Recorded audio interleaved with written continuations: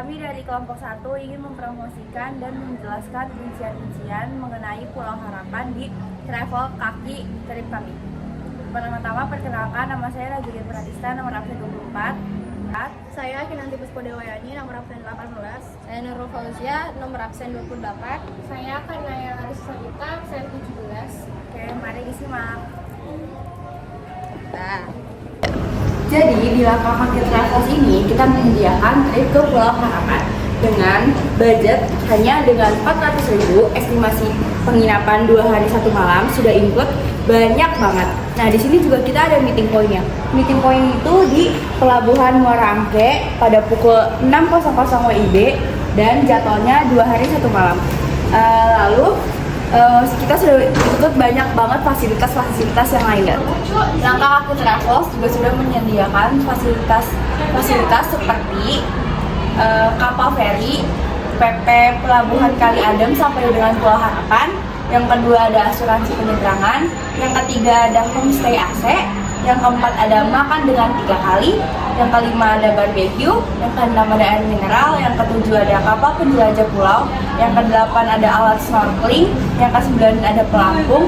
Yang kesepuluh ada asuransi. Dan yang kesebelas ada dokumentasi. Dan jangan lupa ada tour guide-nya.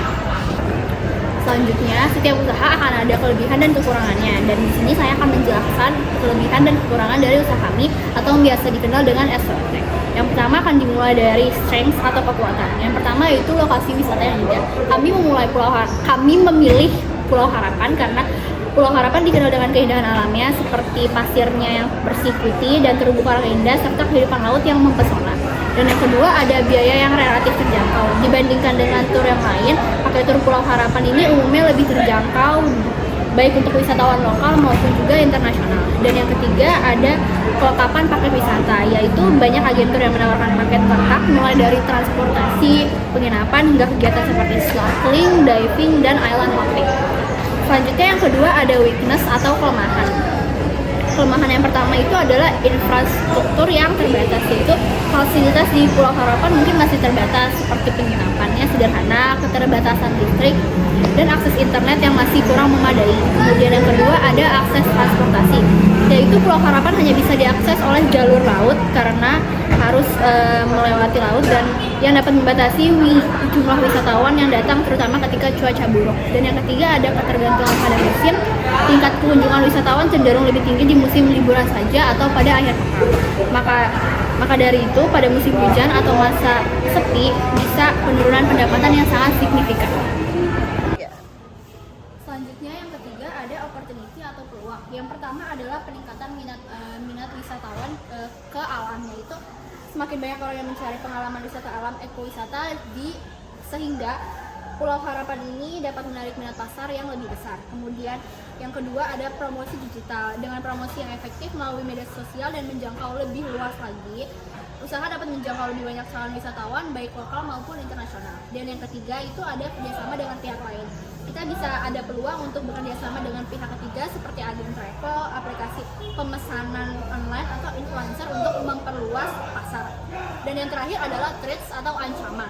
Yang pertama ada ketidakpastian cuaca buruk atau gelombang tinggi bisa menyebabkan pembatalan perjalanan dan mengurangi tingkat kunjungan wisatawan.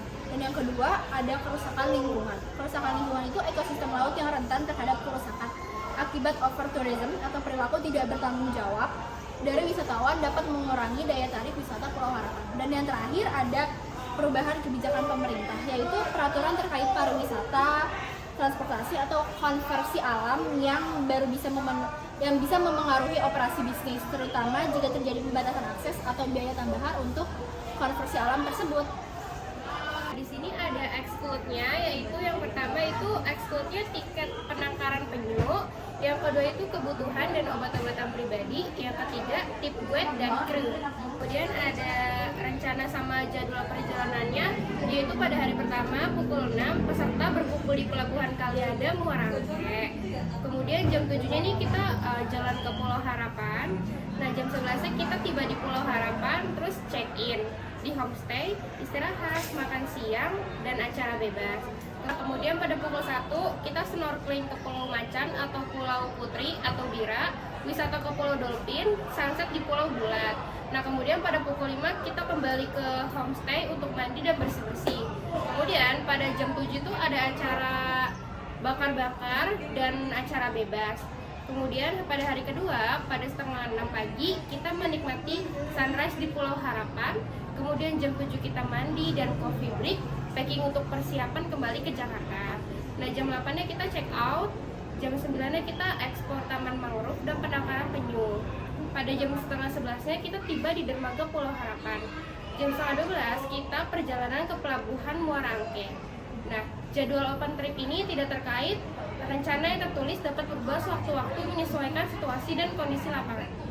Untuk strategi pemasaran yang akan kita pakai yaitu dengan cara pemasaran di media sosial, bisa melalui TikTok atau akun Instagram kami, dengan cara mengupload konten-konten tentang promosi agen travel kita.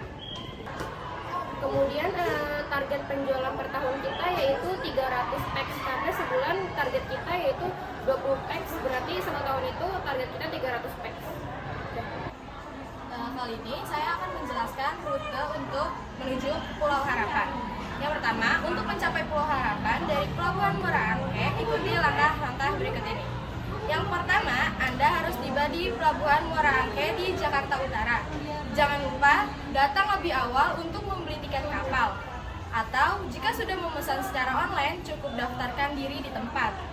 Selanjutnya, Anda memiliki 2 pilihan kapal tradisional atau kapal cepat menuju Pulau Harapan. Jika memilih kapal tradisional, kapal biasanya berangkat pagi hari, antara pukul 7 hingga pukul 8 pagi.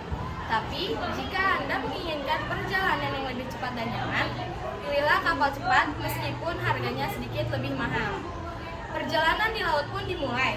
Jika Anda menaiki kapal tradisional, waktu tempuh sekitar 3 hingga 4 jam. Namun, dengan kapal cepat, perjalanan Anda lebih singkat, hanya sekitar 1,5 jam hingga 2 jaman. Sepanjang perjalanan, kapal akan melewati beberapa pulau indah di Kepulauan Seribu, seperti Pulau Pari, Pulau Pramuka, dan Pulau Tidung. Jangan lupa untuk menikmati pemandangan di Laut Biru dan udara yang segar selama perjalanan. Akhirnya, Anda tiba di dermaga Pulau Harapan. Dari sini, Anda bisa langsung menjelajahi keindahan alam Pulau Harapan atau melanjutkan perjalanan dengan perahu kecil untuk mengunjungi pulau-pulau di sekitar. Jika Anda berencana untuk berwisata ke Pulau Harapan dan ingin mengikuti budget perjalanan, berikut adalah perkiraan modal yang perlu Anda siapkan.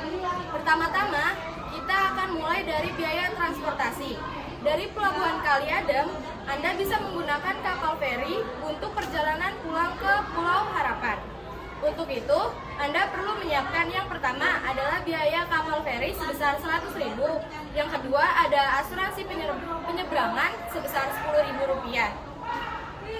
Sesampainya di Pulau Harapan, Anda akan membutuhkan tempat menginap yang nyaman. Biaya untuk menginap di homestay dengan AC selama 1 malam adalah Rp100.000. Untuk makan, Anda dapat menikmati hidangan lokal sebanyak 3 kali sehari dengan estimasi Rp75.000. Jika Anda ingin menikmati barbecue, Anda akan dikenakan cas sebesar Rp25.000 dan air mineral sebesar Rp10.000. Untuk menikmati keindahan Pulau Harapan dan sekitarnya, Anda bisa menyewa kapal kecil untuk menjelajahi pulau-pulau di sekitarnya. Untuk biaya kapal penjelajah pulau sebesar Rp50.000, bagi yang suka snorkeling, Anda bisa menyewa peralatan dengan biaya alat snorkeling sebesar Rp30.000 dan pelampung sebesar Rp20.000. Untuk menambah wawasan selama perjalanan, Anda bisa menggunakan jasa pemandu wisata atau tour guide dengan biaya sebesar Rp50.000. Dan pastikan perjalanan Anda aman dengan asuransi tambahan sebesar Rp10.000. Sekarang, mari kita hitung total modal yang Anda keluarkan untuk perjalanan ini. Total modal sebesar Rp250.000 dengan perencanaan yang baik, Anda bisa mendapatkan keuntungan sekitar Rp150.000.